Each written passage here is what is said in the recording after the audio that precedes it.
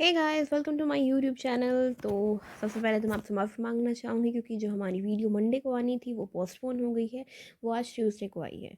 कुछ ग्लिचेस आ गए थे तो इस वजह से मैं नहीं अपलोड कर पाई थी मंडे को, बट इट्स ओके, हम कवर अप कर लेंगे। आई ट्राई कि मैं थोड़ा सा इसमें जो आज का वीडियो है उसमें होगा हमारा जो इम्पोर्टेंट है वो रेने डेस्क्रिप्ट्स हैं, और फिर हम ईस्टर्न साइकोलॉजी भी स्टार्ट करेंगे। इसमें हम करते हैं स्टार्ट बिना किसी देरी के।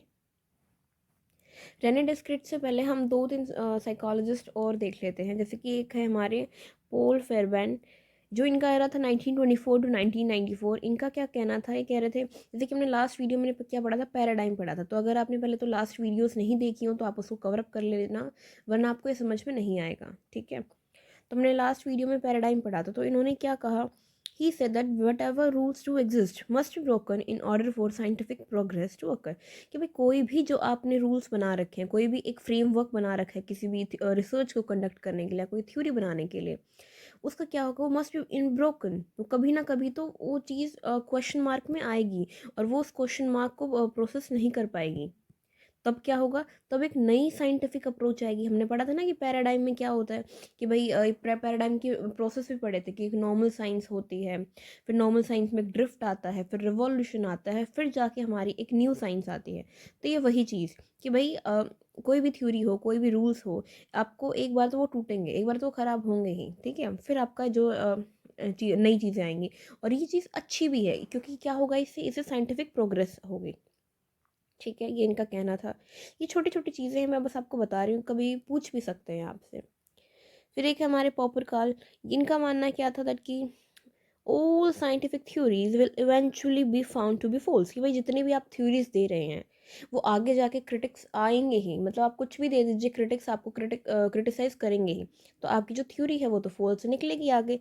तो इट्स ओके। तो ये जो इनके दो प्रिंसिपल थे, एक था, ये प्रिंसिपल्स पूछे जा सकते हैं कि पोपर काल या फिर कार्ल पॉपर, इनका नाम जो है वो पूरा यही है, कार्ल पॉपर नाम है इनका, ये नाम है, ये सरनेम है। ठीक है, तो जो इनके दो प्रिंसिपल्स है वो थे फॉल्सिफिएबिलिटी एंड रिस्की प्रिडिक्शंस। ठीक है भाई, आप प्रिडिक्ट करो, कोई दिक्कत नहीं है, फॉल्स होंगे कोई दिक्कत नहीं है, बट आप एटलीस्ट प्रिडिक्ट तो करो, प्रिडिक्शंस करो। लेकिन क्या मानते थे, जो प्रिडिक्शन आप कर रहे हैं, यानी कि जो थ्योरी आपने दी है वो रिस्की है, बिकॉज इन आप आज तो बोल रहे हो सही है, लेकिन फ्यूचर में क्या होगा उसको कोई गलत ठहरा देगा।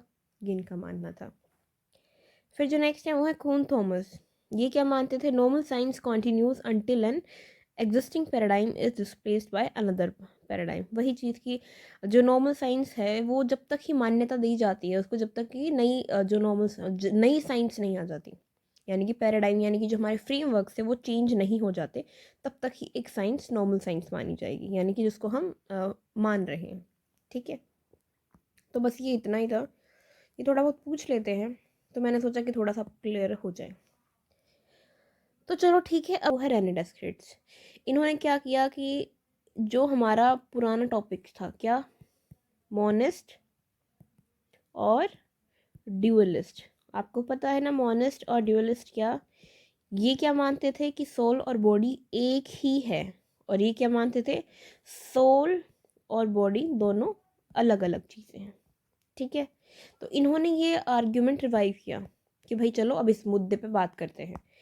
ये एक फ्रेंच फिलोसफर थे, ये रैशनलिस्ट थे, यानी कि ये इन्नेट नॉलेज पर बिलीव करते थे कि भाई जो बच्चे में नॉलेज होती है, जो उनमें ज्ञान होता है वो पैदाइश होता है, ये उस चीज़ पे मानते थे। अब ये क्या थे, ये थे ड्यूलिस्ट। ये क्वेश्चन पूछा जाता है कि रेने डेस्क्रिप्ट्स क्या थे, मोनिस्ट या ड्यूलिस्ट, तो आप याद रखना ये ड्यूलिस्ट थे। इनका क्या मानना था, इनका मानना था कि माइंड कंट्रोल्स द बॉडी। जो आपका माइंड है वो बॉडी को कंट्रोल करता है। ठीक है, इनका ये था कि ये दोनों चीज़ें अलग हैं, ओके, लेकिन माइंड जो है वो बॉडी को कंट्रोल करता है। अगर वो इसको कंट्रोल करेगा तो कहीं पे तो ये इंटरेक्ट होंगे ना, माइंड और बॉडी। तो इन्होंने कहा ये पीनियल ग्लैंड पे इंटरेक्ट होते हैं। ठीक है, ये पीनियल ग्लैंड पे।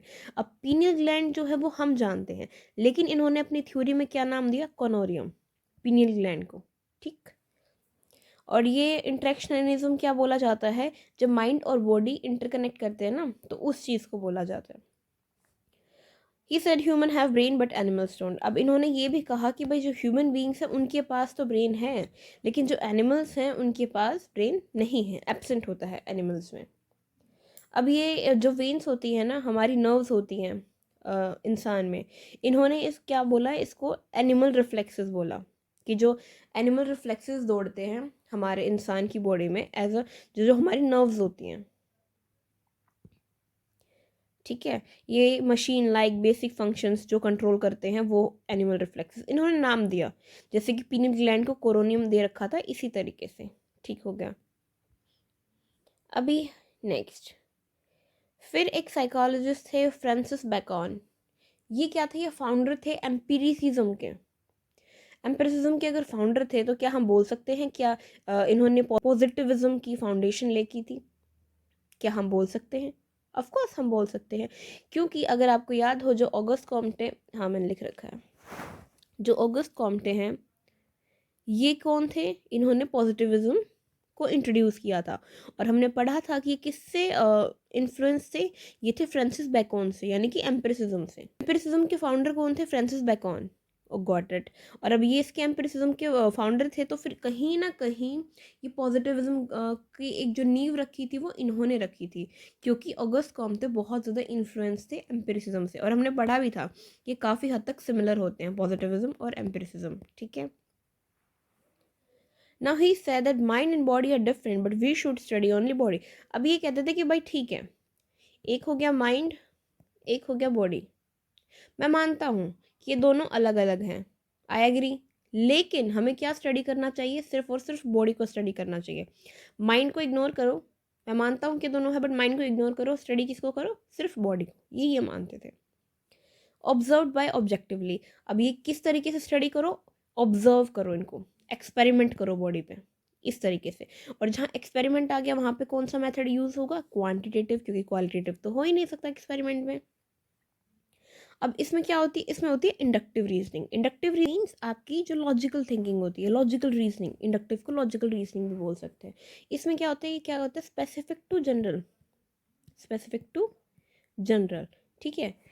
ये शायद मैंने आपको लास्ट में भी वीडियो में आई थिंक मैंने एक्सप्लेन ना किया हो, क्योंकि मैंने सोचा आपको पता होगा, बट अभी मैं सोच रही हूँ मे भी आपको थोड़ा सा और एक्सप्लेन कर देती हूँ। इंडक्टिव रीजनिंग यानी कि लॉजिकल रीजनिंग होती है। इसमें हम क्या करते हैं, स्पेसिफिक टू जनरल हम ऑब्जर्व करते हैं। यानी कि फॉर एग्जाम्पल अगर मैं आपको बताऊँ कि आपने कोई चीज़ें देखी, अपने आसपास कोई चीज़ें देख रहे हैं, आप घर आए, तो आपने कोई जजमेंट पास नहीं किया, आपने कुछ भी नहीं बोला, आपने वो ऑब्जर्व जो चीज़ें हैं वो कलेक्ट की। कलेक्ट करने के बाद आप घर पे आए, फिर आपने उनको अरेंज किया एंड देन आपने कोई जजमेंट पास किया उस चीज़ पे, ठीक है, इस तरीके से। ये एक लॉजिकल वे में होता है, ऐसे नहीं होता कि भाई कुछ भी बोल दिया है something, it's a logical reasoning. और इसका जो प्रिंसिपल है वो क्या है, स्पेसिफिक टू जनरल, ठीक है, ओके। रिजेक्ट्स इनेट नॉलेज, अब इन भाई साहब ने क्या किया, इनेट नॉलेज को रिजेक्ट कर दिया। इनका मानना बिल्कुल भी नहीं था कि जो बच्चे में पैदाइशी जो नॉलेज होती है वो नहीं होती। इन्होंने बोला नहीं होती भाई, ऐसा कुछ नहीं होता, बच्चा जो जो भी करता है वो आके बड़ा होके सीखता है, ठीक है। अब ये आपसे क्वेश्चन पूछा जाता है नेट के एग्जाम में, जॉन लोग के, ये क्या है, ये फादर ऑफ ब्रिटिश एम्पिरिसिज्म, ये फादर माने जाते हैं एम्पिरिसिज्म के। आप सोचेंगे तो फ्रांसिस बेकन क्या था, ये फाउंडर थे। इन्होंने काम किया था एम्पिरिसिज्म पे बहुत ज़्यादा, लेकिन बहुत ही हद में जो ज़्यादा काम किया था वो किया था जॉन लोके ने। इन्होंने एक्सट्रीम काम किया एम्पिरिसिज्म में, तो इसलिए फादर बोले जाते हैं, ठीक है, ओके। अब हम एक बार मोनिज्म के टाइप कर लेते हैं। मोनिस्ट जो है हमारा, उसकी टाइप, इसके 3 टाइप है, एक मेटीरियल मोनिज्म, एक न्यूट्रल, और तीसरा है आइडियलिज्म। जो मेटीरियल मोनिज्म है ये किस पे फोकस करता है, सिर्फ बॉडी ओनली। इनको लगता है कि सिर्फ बॉडी है और कुछ नहीं। और जो माइंड है वो एक्सप्रेस थ्रू बिहेवियर, मतलब जो हम बिहेवियर करते हैं ना वही है सब कुछ। ऐसा नहीं है कि माइंड की कोई एक सेपरेट आइडेंटिटी है, हम जैसे बिहेव कर रहे हैं वही वो चीज़ें हैं। तो ये सिर्फ किस पे फोकस करते थे, बॉडी पे, बस एक ही चीज़ है, और वो क्या है, वो बॉडी है, ठीक है। अब इसमें कौन से साइकोलॉजिस्ट आ गए, वॉटसन और स्किनर, बिहेवियरिस्ट है ना ये, वही चीज़ है। फिर आपके आता है नेक्स्ट न्यूट्रल मोनिज्म। ये किस में बिलीव करते थे, ये दोनों चीज़ों में, ये मानते थे कि भाई आपकी माइंड भी है और आपकी बॉडी भी है। ये दोनों को सेपरेट मानते थे कि भाई माइंड अलग है, बॉडी अलग है, बट इनके पास कोई प्रूफ नहीं था ये सारी चीज़ें प्रूफ करने का। तो इन्होंने मजबूरी में क्या किया, मोनिज्म को अपना लिया, कि दोनों को एक ही मान लिया। जो कौन कौन से नाम है आपके, विलियम जेम्स और अर्नस्ट मैक, ठीक है। फिर आता है आपका आइडियलिज्म। ये किसने टर्म दी थी, जॉर्ज बर्कले ने। ये एक प्रीस्ट थे, और इनका क्या मानता कि ओनली परसेप्शंस आर रियल। जो हमारे परसेप्शंस है, जो हम परसीव कर रहे हैं ना, सिर्फ वही सत्य है, उसके अलावा कुछ सत्य नहीं है, ठीक है। ये इस पे। तो मोनिज्म आपके 3 टाइप के हो गए, आपसे टाइप्स पूछी जा सकती हैं। तो क्या है, मटेरियल मोनिज्म, न्यूट्रल मोनिज्म और आपका आइडियलिज्म। अब ड्यूलिस्ट की बात कर लेते हैं। अब ड्यूलिज्म भी हमारे 3 टाइप के हैं। एक क्या करता है, माइंड एंड बॉडी सेपरेट, ये मानता है कि भाई माइंड आपकी अलग है, माइंड आपका अलग है और बॉडी आपकी अलग है, ठीक है। फिर मानता है इंटरेक्शनिज्म, अभी हम पढ़ के आए थे ना रेंडेस्क्रिप्स में, कि क्या मानते थे कि माइंड और बॉडी दोनों डिफरेंट है बट वो इंटरेक्ट करते हैं एक पॉइंट पे। तो क्या है, और ये क्या कहते थे कि माइंड जो है वो कमांड देता है। तो ये कमांड देता है, ये मैंने सिर्फ आपको याद दिलाने के लिए लिख दिया है यहाँ पे। बट जो मेन चीज़ है वो क्या है, इंटरेक्शनिज्म, कि माइंड और जो बॉडी वो डिफरेंट ज़रूर है बट ये इंटरेक्ट करते हैं, ठीक है। नेक्स्ट है फिर आपका साइकोफिजिकल पैरालिज्म। अब ये क्या थी, इनका मानना था कि भाई माइंड और बॉडी दोनों अलग हैं और वो पैरेलल फॉर्म में काम करते हैं। पैरेललिज्म का आप मतलब समझते हैं ना, जो कभी मीट ना करें, कि दोनों माइंड अपना अलग काम कर रहा है, बॉडी अपना अलग काम कर रहा है, दोनों कर रहे हैं सेम, एक ही साथ काम कर रहे हैं पैरेलल फॉर्म में, लेकिन अलग अलग, ठीक है, ओके। तो ये थे हमारा ड्यूअलिज्म। और मुझे लगता है मैं वीडियो ज़्यादा लंबी ना करूँ, ये तो मैं करा देती हूँ, बट आपकी जो ईस्टर्न साइकोलॉजी है वो हम कल करेंगे, ठीक है। तो अब आए हमारे इमैनुअल कांट। इन्होंने क्या कहा, इन्होंने रैशनलिज्म को और एम्पिरिसिज्म को दोनों को मिला दिया। क्यों, क्योंकि इन्होंने कहा भाई बहुत हो गया तुम्हारा, बहुत ज़्यादा ही हो गया एक्चुअली, कि ऐसा होता है वैसा होता है, मोनिस्ट को बिलीव करो, ड्यूअलिज्म को बिलीव करो, ये करो वो करो, भाई तुम चुप हो जाओ। इन्होंने कहा कि भाई तुम चुप हो जाओ, ऐसी बात नहीं है, तुम दोनों ही ठीक हो। तो इसलिए इन्होंने दोनों को कंबाइन कर दिया, रैशनलिज्म को भी और एम्पिरिसिज्म को भी। इन्होंने कहा कि जो ह्यूमन बीइंग है उसके पास इन्नेट नॉलेज भी है और लर्न नॉलेज भी है। प्रायर नॉलेज, इन्नेट नॉलेज को बोलते हैं, यानी कि प्रायर पहले से ही, और पोस्ट नॉलेज यानी कि लर्न, जो उसने बाद में याद किया है, दोनों ही है। जब बच्चा जन्म लेता है तो सब पैदाइश जब उसकी होती है तो उसमें जो ज्ञान, उसमें ज्ञान होता है और फिर वो बाद में सीखता भी है। तुम दोनों ही सही कह रहे हो, तुम क्यों लड़ रहे हो, इन्होंने कहा कि तुम क्यों लड़ रहे हो जब तुम दोनों ही सही हो। Some experiences cannot be divided into smaller parts, they must be experiences as a whole. अब इन्होंने एक बड़ा योगदान गेस्टल साइकोलॉजी में दिया, जहाँ पे एज अ होल याद लिखा हो तो आपको याद आ जाना चाहिए गेस्टल साइकोलॉजी। इन्होंने कहा कि कुछ एक्सपीरियंसेस ऐसे होते हैं जिन्हें देखकर आप तोड़ नहीं सकते। ऐसा नहीं कि भाई आप उनको डिवाइड कर दो छोटे छोटे पार्ट्स में और फिर कुछ टिप्पणी दो अपनी। कुछ एक्सपीरियंसेस नहीं पार्ट्स में डिवाइड किए जा सकते, वो एक्सपीरियंस किस तरीके से किए जाएंगे, एज अ होल ही एक्सपीरियंस किए जाएंगे।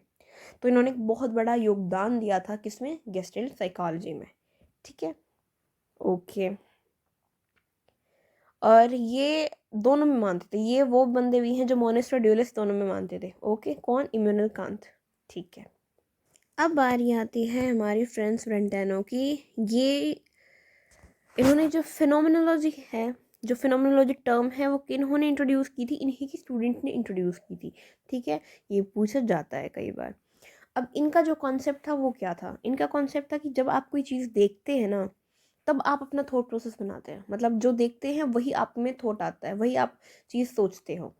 जैसे कि ये पेड़ है, इस पे पेड़ अगर आप देख रहे हो कि फिजिकल ऑब्जेक्ट आपने देखा, तभी आपका जो थॉट होगा वो डेवलप होगा। और उसके लिए क्या होना चाहिए, आपका अटेंशन और अवेयरनेस। कई बार होता है ना कि भाई सामने चीज़ हम देख तो रहे हैं, कुछ तो देख रहे हैं, लेकिन हमें पता ही नहीं है एक्चुअल में है क्या। तो इसीलिए अगर हम अटेंटिव हैं, अवेयर हैं उस पर्टिकुलर चीज़ को लेके, जैसे फॉर एग्जांपल अटेंटिव हैं हम कि सामने हम देख रहे हैं, और अटेंटिव हैं, अवेयर हैं वो क्या चीज़ है। अगर हम दोनों ही चीज़ है ना, कि भाई अटेंशन है कि भाई हम जो देख रहे हैं वो भाई पेड़ देख रहे हैं, ठीक है। अब हम अवेयर भी हैं कि वो किस चीज़ का पेड़ है। जब हम इस चीज़ से अवेयर होंगे तभी तो हमारा थॉट प्रोसेस जो होगा वो बनेगा। ये इनका मानना था, ठीक है। अब इन्होंने क्या कहा, हमारे दो ऑब्जेक्ट होते हैं जब हम भी कुछ भी सोचते हैं, तो दो ऑब्जेक्ट होते हैं उस चीज़ में रिगार्डिंग। एक होता है हमारा मेंटल ऑब्जेक्ट और एक होता है हमारा फिजिकल ऑब्जेक्ट। फिजिकल ऑब्जेक्ट क्या होता है, मल्टीपल एट अ टाइम, मतलब एक टाइम पे बहुत सारे ऑब्जेक्ट्स हो सकते हैं जो हम देखें। Experienced externally as well internally, कि जो हम देखते हैं वो हम एक्सटर्नली भी फील कर सकते हैं, एक्सपीरियंस कर सकते हैं, और इंटरनली भी। हाउ, जैसे कि मैंने बताया था ये पेड़ है, आपने देखा, एक्सटर्नली देखा, लेकिन जो थॉट प्रोसेस होगा वो कैसे होगा, वो इंटरनली होगा। तो कैसे होगा कि भाई जो फिजिकल ऑब्जेक्ट्स हैं वो आप एक्सपीरियंस कर सकते हैं एक्सटर्नली भी और इंटरनली भी। अब आप क्या आते हैं mental object, one at a time, एक बार में एक ही चीज़ आप सोच सकते हैं, एक्सपीरियंस इंटरनली, और ये सिर्फ आप इंटरनली ही एक्सपीरियंस कर सकते हैं, एक्सटर्नल नहीं कर सकते, ठीक है। अब मेंटल ऑब्जेक्ट में आपके तीन फीचर्स हैं, जो तीन, एक सेकेंड सॉरी, आपके तीन फीचर्स है। जो फर्स्ट वाला है दैट इज प्रेजेंटेशन, जैसे कि मैंने बताया था ये पेड़ है, ठीक है। अब आप सबसे पहले तो प्रेजेंटेशन होगी ना, प्रेजेंट देखेंगे आपको एग्जैक्टली वहाँ प्रेजेंट है क्या, कि आपको पेड़ दिख रहा है, ठीक है, दिख गया आपको पेड़ दिख गया ठीक है। फिर आप जजमेंट देंगे कि भाई ठीक है पेड़ तो आपको दिख गया, बट किस चीज़ का पेड़ है, चलो आपने को पता चल गया कि अच्छा अच्छा अच्छा ये तो सेब का पेड़ है।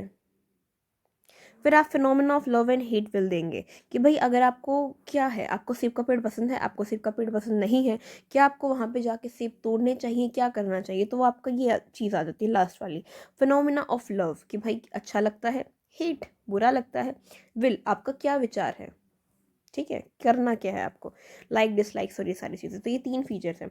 एक तौर पे हम बोल सकते हैं मोटे मोटे तौर पर कि जो फिजिकल ऑब्जेक्ट है वो जो हम एक्सपीरियंस करते हैं इंटरनली, उसी को हम क्या बोलते हैं, मेंटल ऑब्जेक्ट, ठीक है, उसी को ही। तो मोटे तौर पे या कंक्लूजन हम बताएं हैं, तो इनका जो कंक्लूजन है वो क्या था कि हम कोई भी ऑब्जेक्ट देखेंगे तभी हमारा थॉट प्रोसेस होगा। ऐसा नहीं है कि विदाउट इमेजेस हम थॉट सोच ही नहीं सकते, विदाउट प्रोसेस हम कुछ भी नहीं सोच सकते, ये इनका मानना था। कुछ सोचने के लिए जो कोई भी फिजिकल ऑब्जेक्ट हमारे सामने प्रेजेंट होना चाहिए, ठीक है, ये इनका मानना था। लेकिन फिर एक साइकोलॉजिस्ट हुए ओसवाल्ड कुल्पे, इन्होंने जो अपना कॉन्सेप्ट दिया था वो यही दिया था कि भाई इमेजलेस थॉट भी पॉसिबल है।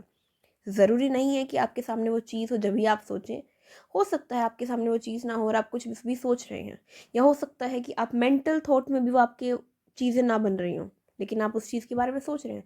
जैसे मान लीजिए फॉर एग्जांपल कि मम्मी, आपकी मम्मी है और आप घर पे जाते हैं और आप कहते हैं कि मम्मी आज आपने क्या बनाया, तो आप वो सोचेंगे भाई अच्छा हाँ राजमा चावल बना देती हूँ बेटा आज मैं ये चीज़ें। तो उस समय ना तो उन्होंने राजमा चावल देखे हैं, ना राजमा चावल साइड में पड़े थे कि भाई ऐसे देख लिया, या कुछ भी नहीं, बस वो कन्वर्सेशन। तो ऐसा ज़रूरी नहीं है कि थॉट प्रोसेस में कि भाई कोई इमेज आपके लिए ज़रूरी हो, ठीक है। फिर हमारा बिल्कुल लास्ट है, ये बिल्कुल लास्ट है हमारे विलियम डिल्डी क्या करते थे, हेर्मेनेutiक्स, इनका जो मेथड था ये हेर्मेनेutiक्स को फॉलो करते थे या अप्लाई करते थे, जो क्या होता है हिस्टोरिकल मेथड होता है, हिस्टोरिकल। अब हिस्टोरिकल मेथड को कोई हिस्टोरिकली कोई मेथड यूज़ करेगा तो इसका मतलब क्या होगा, वो एक्सप्लेनेटिव होगा, डिस्क्रिप्टिव होगा। तो एक्सप्लेनेटिव साइकोलॉजी जो आज किसके नाम से जानी जाती है, एक्सपेरिमेंटल साइकोलॉजी के नाम से जानी जाती है। He is only able to study natural science because it tells about cause and effect. ये सिर्फ जो नेचुरल साइंस है उसको ही पढ़ने के सक्षम थे, क्यों, क्योंकि वो सिर्फ कोज एंड इफेक्ट, जो हमने लास्ट टाइम पढ़ा था कि जो नेचुरल साइंस है उसके हमने 3 फैक्टर्स पढ़े थे, उसमें से एक क्या था, कोज एंड इफेक्ट। तो इसीलिए ये कहते थे कि भाई मैं सिर्फ नेचुरल साइंस को पढ़ सकता हूँ, वाई, बिकॉज ये कोज एंड इफेक्ट बताते हैं। ही एक्सेप्ट। अब हिस्टोरिकल वाली चीज़ आ गई तो एनालिटिकल एंड डिस्क्रिप्टिव तो अपने आप ही आ गई। ये इस चीज़ को ही मानते थे कि भाई ह्यूमन स्टडी के लिए आप सिर्फ एनालिटिकल और डिस्क्रिप्टिव स्टडी ही कर सकते हैं। आप कोई एक्सपेरिमेंट करेंगे या कुछ भी करेंगे तो इट डिफर्स। अगर आपको ह्यूमन बीइंग के बारे में या ह्यूमन बिहेवियर के बारे में जानना है तो आपको हिस्टोरिकल चीज़ें पढ़नी पड़ेंगी, आपको डिस्क्रिप्टिव, आपको एनालिटिकल स्टडी करनी पड़ेगी, ये इनका मानना था। अभी डिस्क्रिप्टिव है, एनालिटिकल है, तो क्वालिटेटिव ही होगी मेथड तो, राइट। अब जो इनका मानना था, क्या स्टडी करते थे मोटे तौर पर, कॉन्शियसनेस, ये कॉन्शियस को स्टडी करते थे। और जो कॉन्शियस है वो आपका नेक्सस बोला गया है, इसमें nexus is equal to network, ठीक है। अब जो नेक्सस है वो दो तरीके का, ये कॉन्शियस को स्टडी करने के ये क्या करते थे, कॉन्शियस को स्टडी करते थे। अब कॉन्शियस जो नेक्सस को हम समझ सकते हैं नेटवर्क के तौर पे भी, जैसे मैंने लिख रखा है। अब ये नेक्सस जो है वो दो तरीके का होता है, एक लिव्ड और एक आपका साइकिक। जो लिव्ड होता है वो होता है अनफिल्टर्ड लाइव एक्सपीरियंसेस, कि भाई जो इंसान से आप जिस पे आप टेस्ट कर रहे हैं, जिसको आप ऑब्जर्व कर रहे हैं, क्वालिटेटिव मेथड अप्लाई कर रहे हैं, वो अनफिल्टर्ड लाइव एक्सपीरियंसेस आपको बताए, मतलब खुद के बारे में जब वो आपको बताएगा तो कहीं ना कहीं वो अनफिल्टर्ड होंगे। एक होता है साइकिक, इसमें कुछ फिल्टरिंग आ जाती है, मेटामॉर्फोसिस आ जाते हैं, ट्रांसफॉर्म आ जाता है। हो सकता है कि उसकी मेमोरी इतनी अच्छी ना रही हो, या हो सकता है आप थर्ड पार्टी से इंटरव्यू ले रहे हो, मतलब इंसिडेंट हुआ है इस इंसान के साथ लेकिन आप ले रहे हैं इस इंसान के साथ, ये इंटरलिंक है एक दूसरे के साथ, आप इसकी जानकारी इससे ले रहे हैं, तो यहाँ पे कुछ ना कुछ फिल्ट्रेशन आ जाती है। तो वो चीज़, नेक्सस दो तरीके के होते हैं, लिव्ड और साइकिक। लिव्ड यानी कि अनफिल्टर्ड लाइव एक्सपीरियंसेस, और साइकिक यानी कि जिसमें फिल्टरिंग आ जाए। ठीक है, तो आज की वीडियो काफ़ी लंबी हो चुकी है, लेकिन हम नेक्स्ट पार्ट करेंगे ईस्टर्न साइकोलॉजी से हम स्टार्ट करेंगे, जो कि काफ़ी इंटरेस्टिंग टॉपिक होने वाला है। Thank you so much and take care.